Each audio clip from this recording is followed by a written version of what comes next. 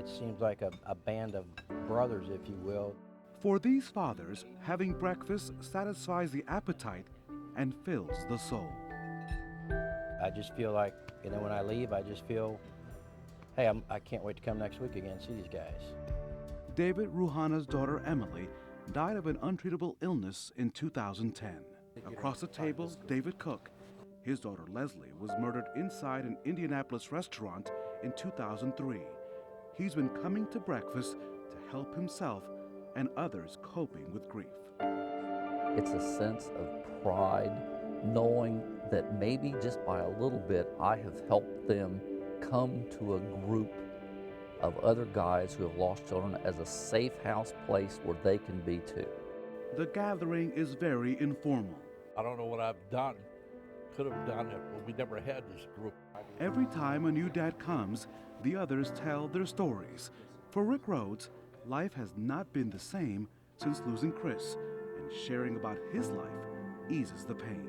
But it's always been therapeutic, it's always been cathartic, it's always been the ability to keep our son's memory alive. And I think that's what this group does. There's no pressure to talk.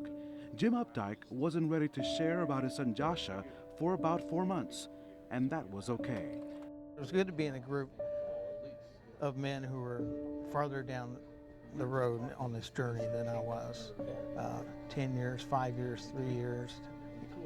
They all had different perspectives. It took Don Buxton several months before he was ready to be in this room.